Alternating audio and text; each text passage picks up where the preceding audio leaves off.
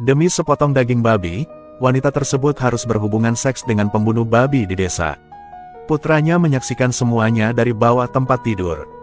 Tapi dia tidak membenci ibunya. Karena itulah satu-satunya cara bagi mereka untuk bertahan hidup. Sejak usia 6 tahun, tubuh anak laki-laki itu sudah berhenti tumbuh. Dia menderita penyakit langka yang tidak menyebabkan penuaan. Ayahnya juga meninggalkannya dan pergi. Hanya ibunya yang masih hidup susah bersamanya. Namun akhirnya suatu hari tidak terlalu jauh lagi. Ibunya, setelah bekerja terlalu keras, meninggalkannya selamanya. Awalnya, anak laki-laki itu selalu diadopsi oleh orang-orang baik hati. Namun rahasia yang tidak bisa berkembang akan segera terungkap. Tidak ada yang mau mengadopsi monster seperti itu. Anak laki-laki itu mengerti dengan jelas di dalam hatinya. Jika ingin bertahan dalam perbedaan ini, dia harus menghadapinya sendiri. Jadi setiap kali dia datang ke keluarga baru, dia akan menjual adik laki-laki dan perempuannya kepada pedagang manusia dengan imbalan pendapatan. Lambat laun, anak itu menjadi semakin mahir.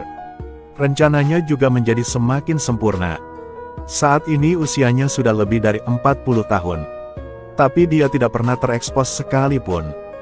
Hingga hari ini pasangan baru memperhatikannya lagi. Dan dia juga mengenali pria yang mengadopsinya. Itu adalah adik tirinya beberapa tahun yang lalu.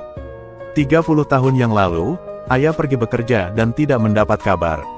Ibunya pernah membawanya untuk mencari ayahnya.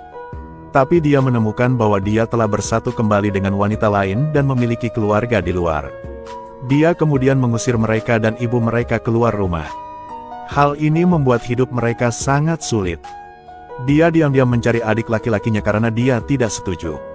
Namun adik laki-lakinya menganggapnya penipu. Bahkan menggunakan pasir untuk membungkamnya. Agarnya tidak berbicara omong kosong. Hanya dia yang bisa memahami ketidakadilan di hatinya. 30 tahun kemudian, adik laki-laki saya kini sudah dewasa. Dan sekarang dia muncul di depan matanya dengan sangat nyata. Tidak hanya itu, adik laki-laki saya juga ingin mengadopsinya. Maka dia mulai rencana balas dendam atas kesulitan hidup di bawah tanah selama 30 tahun terakhir. Nama adiknya adalah Akiet. Dia adalah seorang detektif muda yang hebat. Baru-baru ini dia akan diangkat menjadi kepala departemen inspeksi. Tapi tepat pada momen penting ini, serangkaian pembunuhan yang aneh membuatnya sakit kepala yang tidak terlukiskan. Di dekat rumah Akiet, dua korban malang terus bermunculan. Dan cara kematian mereka sangat mirip. Setiap orang memiliki lubang di punggung mereka dengan bor. Dan lubang-lubang ini jika disambung menyerupai bentuk binatang tertentu. Hari itu Akiet tiba-tiba menerima pesan teks. Isi pesannya adalah senjatanya ada di gedung tertentu. Jika ingin mendapatkan senjata, harus pergi ke lokasi tersebut sekarang. Lalu dia segera membuka laci. Seorang Kiet menemukan bahwa senjatanya sudah tidak ada lagi. Dan dia segera sampai di lokasi yang ditentukan. Namun saat pertama kali tiba di gedung tersebut, seseorang langsung memukulinya hingga pingsan. Ketika dia bangun lagi, dia mendapati dirinya terbaring di ranjang rumah sakit. Akiet tidak dapat mengingat kejadian sebelumnya. Asisten Ki Fang memberitahunya. Mereka menerima laporan di dekatnya. Setelah sampai di lokasi kejadian, diketahui bahwa Patai yang hendak pensiun di kantor polisi, didorong turun dari lantai atas oleh seseorang. Sementara itu, Akiet pingsan di lantai 7. Akiet mengatakan bahwa setelah dia memasuki gedung, seseorang memukulinya hingga pingsan. Namun melalui penyelidikan kamera pengintai, hal itu diketahui. Akiet tiba 15 menit lebih lambat dari Patai. Dan selain dua orang yang hadir di sana, tidak ada orang lain yang muncul. Anehnya, pelakunya menguap dari tempat kejadian seperti uap. Mengapa kamu meminta Patai untuk bertemu di gedung? Tapi Akiet tidak bisa mengingat semua itu. Dokter mengatakan kepadanya bahwa ini hanyalah kehilangan ingatan sementara yang disebabkan oleh dampak pada otak. Dia akan pulih dengan cepat setelah itu. Tanpa waktu istirahat, keesokan harinya Akiet membalut lukanya dan berangkat bekerja. Namun dia menemukan bahwa ada orang lain yang diberi tugas untuk menggantikannya. Meskipun semua orang mengatakan itu untuk membantunya beristirahat lebih baik. Namun kenyataannya mereka semakin curiga padanya. Untuk membuktikan dia tidak bersalah, Akiet telah berjanji untuk menyelidikinya sampai akhir. Dia memanggil asistennya untuk meninjau kasus tersebut. Pada tanggal 20 September korban pertama muncul. Chung Kim Men, 39 tahun. Tubuhnya dibor dengan puluhan lubang. Saat hidup, tidak ada musuh. Pada tanggal 12 Oktober, korban kedua muncul. Ma Chuan, 40 tahun. Cara kematiannya sama. Tidak ada musuh atau kebencian terhadap siapapun. Dan keduanya tidak memiliki hubungan satu sama lain sebelum kematian mereka. Belum ada petunjuk mengenai motif pembunuhan yang dilakukan si pembunuh. Dan satu-satunya kesamaan dari kedua kasus pembunuhan ini adalah keduanya terjadi di dekat rumah Akiet. Semua petunjuk mengarah ke Akiet. Dia tidak bisa tidak meragukan dirinya sendiri. Dia segera pulang untuk memeriksa apa yang telah dia lakukan dalam 2 hari terakhir. Tidak mengherankan, hari di mana kedua korban terbunuh jatuh pada cutinya. Tapi dia tidak ingat persis apa yang dia lakukan hari itu. Dia tidak dapat mengingat apapun. Dia hanya bisa bertanya kepada istrinya sambil makan untuk melihat apakah dia masih ingat. Istri dan anak angkatnya Zai Zai tidak banyak mengingatnya. Ketahuilah bahwa setiap kali Akiet cuti, dia tinggal di rumah. Namun pada sore hari ia sering tiba-tiba keluar rumah, tanpa memberitahukan tujuannya. Tidak kembali sampai malam. Apakah dirinya benar-benar seorang pembunuh penderita skizofrenia? Akiet tidak berani mempercayai hal itu. Dia menelepon asistennya kembali ke TKP Pattaya. Ketika dia melihat ke arah gedung itu, dia sepertinya mengingat sesuatu. Kenangan menjadi semakin jelas. Akiet mengingat dengan jelas sekarang. Ketika Pattaya jatuh, dia berada di lantai 9. Kenapa dia kemudian pingsan di lantai 7?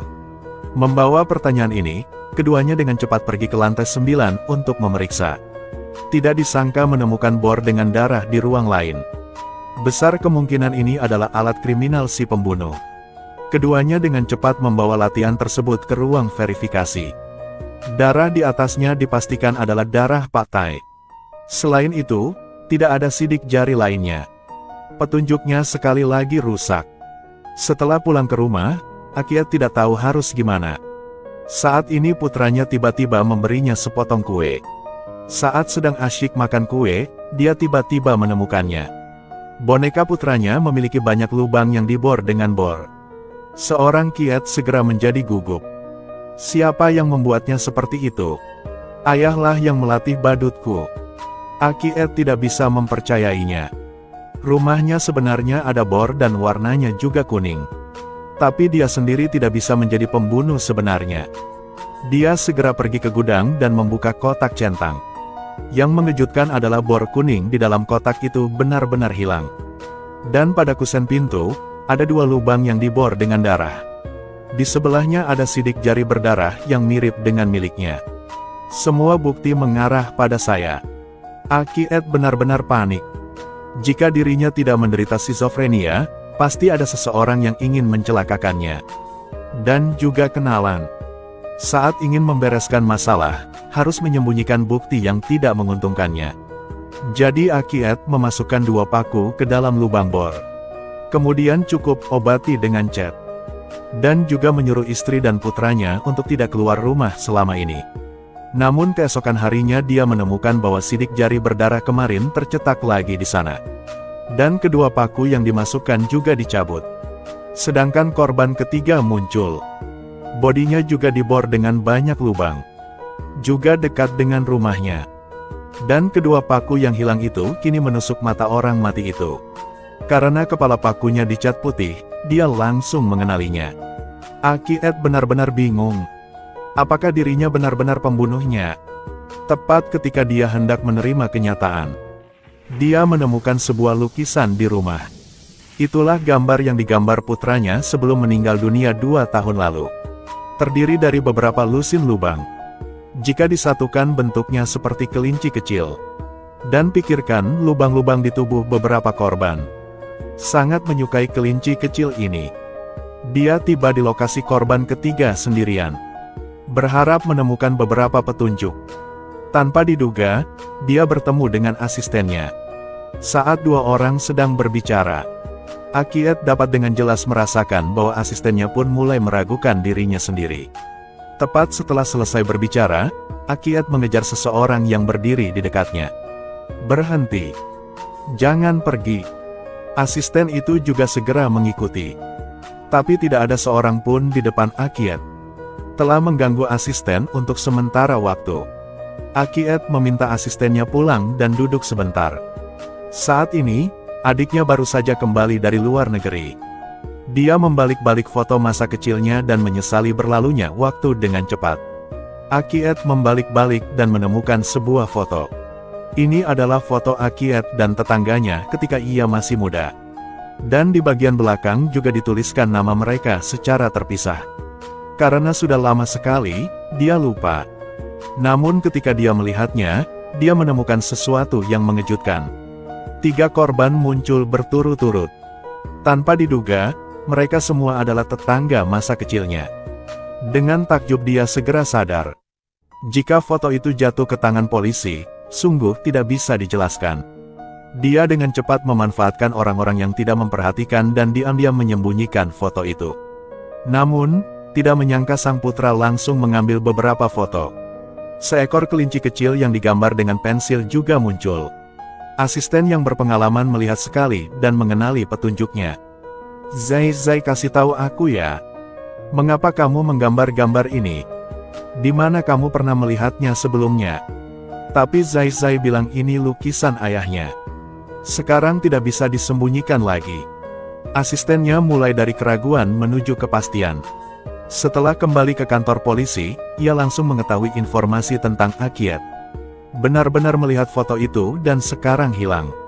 Semua bukti mengarah pada Akiet. Namun sebagai sahabat dekatnya selama bertahun-tahun, ia berharap Akiet bisa mengaku.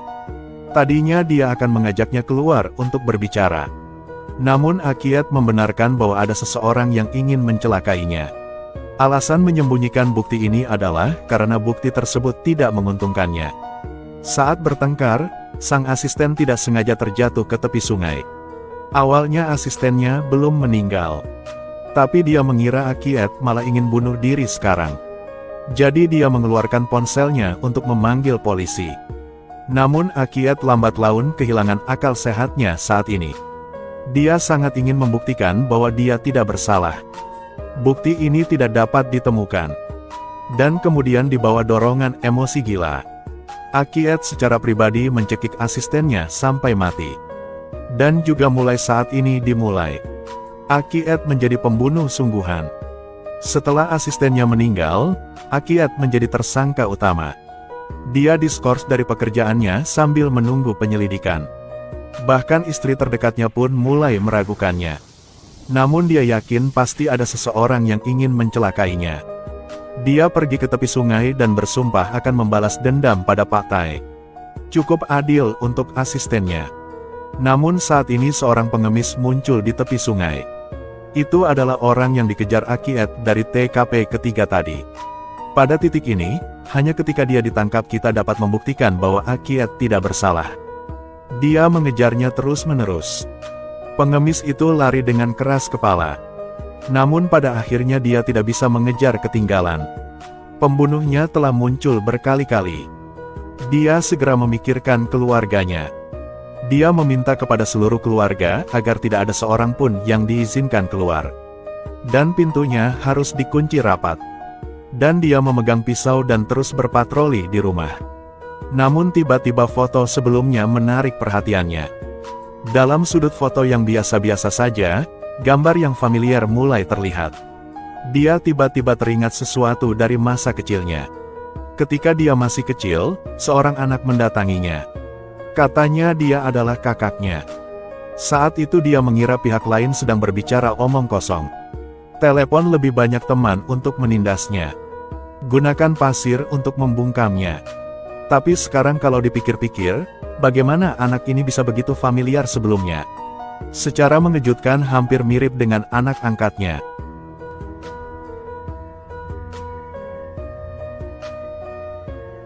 Anak angkat itu akhirnya melepas topengnya. Zai mengakui identitasnya. Semuanya dikendalikan olehnya dari belakang. Akiet. Aku sudah lama tidak kembali ke diriku sendiri. Aku sudah bilang sama kamu. Aku tidak seharusnya memanggilmu ayah. Aku harus memanggilmu adik kecil. Adikku yang baik. Sang anak mengaku mengidap penyakit tidak menua. Ceritakan tentang ketidakadilan yang saya derita selama bertahun-tahun. Dan tujuannya melakukan hal itu. Biarkan Akiet merasakan sendiri bagaimana rasanya dianiaya dan patah hati. Untuk membalas ketidakadilan yang dideritanya di masa lalu. Zai telah merencanakan semua ini dengan cermat. Alasan Akiet kehilangan ingatannya adalah karena dia memasukkan racun ke dalam kuenya. Pengemis di tepi sungai itu sebenarnya adalah kaki tangan Zai. Dia adalah seseorang yang dia kenal sejak dia masih di panti asuhan. Dia tidak pintar tapi dia sangat gesit. Tepat pada waktunya untuk dimanfaatkan oleh Zai. Dan dalam sebagian besar kasus pembunuhan, Zai mengirimkan pengemis untuk melakukannya. Lalu menyalahkan Akiet. Mengapa Pak Tai jatuh dari gedung? Itu juga karena dia menimbulkan masalah. Halo, Pak Tai. Aku tersesat. Aku tidak tahu di mana aku berada. Jangan khawatir. Beri Pak Tai di mana kamu berada. Aku tidak tahu. Sepertinya kita berada di suatu gedung. Zai lalu diam-diam mengambil pistol Akiet. Kirim pesan teks untuk mengelabui dia agar datang ke gedung. Ketika Akiet mengetahui semuanya, dia sangat marah. Dia memeluk Zai dan bersiap untuk melemparkannya ke bawah. Tapi sekarang ini kakak Zai ini. Dia hanya perlu menangis sedikit untuk menarik perhatian istri Akiet. Meskipun Akiet punya alasan, dia tidak bisa mengatakannya dengan jelas. Orang-orang bahkan akan terus salah mengartikannya sebagai seorang pembunuh. Akiet memutuskan untuk mencari cara lain. Keesokan harinya, ketika istrinya tidak memperhatikan, dia diam-diam meletakkan Zai di atas papan yang terapung di laut. Namun ia tidak mengetahui bahwa dirinya telah terjerumus ke dalam tipu muslihat Zai yang memancing harimau tersebut keluar dari gua. Karena balas dendam sang kakak belum berakhir. Pengemis sangat sibuk sekarang. Seorang Kiet segera bangun. Dengan cepat dia berenang kembali ke pantai dengan nyawanya. Ketika dia kembali ke rumah, tragedi yang sebenarnya terjadi. Istri dimasukkan hidup-hidup ke dalam oven. Orang yang paling dia cintai dan karirnya dia dedikasikan seluruh hidupnya. Dalam sekejap semuanya diambil. Akiet tidak tahan lagi. Dia bersumpah akan membalas dendam dan menghukum Zai. Dia bersumpah untuk membunuh monster awet muda itu sendiri. Namun Zai memiliki seorang pengemis sebagai kedoknya. Sama sekali tidak ada yang dapat lakukan terhadapnya. Saat ini, Akiet tidak lagi mempedulikan hal lain. Giai mengubahnya menjadi pembunuh sungguhan. Dia merampas bor itu dari pengemis itu. Tanpa ragu-ragu, dia langsung mengebor ke bawah. Selanjutnya dia mulai mengejar Zai. Meski usianya 40 tahun, tubuhnya masih seperti anak-anak. Tidak lama kemudian, Akiet berhasil menyusul Giai. Dalam sekejap, polisi tiba-tiba datang. Kamu tidak punya kesempatan lagi. Ayah, letakkan senjatamu, kamu tidak bisa melarikan diri lagi. Kakak, jangan melakukan kesalahan yang sama lagi. Letakkan bornya. Kamu tidak bisa melarikan diri lagi. Ayah, jangan. Kamu adalah anakku.